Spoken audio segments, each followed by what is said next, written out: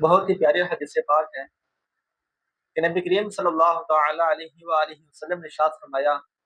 جو بندہ میری ذات پر ایک مرتبہ درود پاک پڑھتا ہے اس سے کیا انعامات ملتے ہیں۔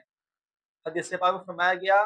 کہ بندہ میری ذات پر ایک بار درود پاک پڑھتا ہے، اللہ پاک اس پر 10 رحمتیں نازل فرماتا ہے اور اس کے 10 درجات بلند فرما دیتا ہے اور اس کے نامہ اعمال سے 10 نیکیاں مٹا دیتا ہے۔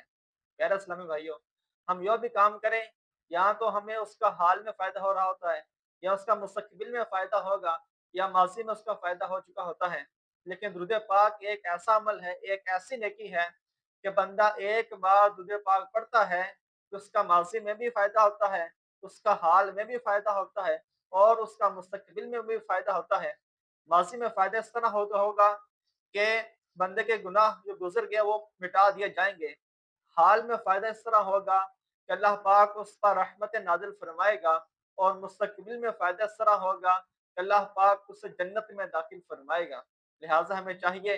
کہ جب بھی موقع ملے، جب بھی ٹائم ملے، تو آقا کریم صلی اللہ علیہ وسلم کی ذات پر درود پاک پڑھتے رہنا چاہیے۔ صلو علی الحبیب صلی اللہ تعالی علی محمد صلی اللہ علیہ وسلم۔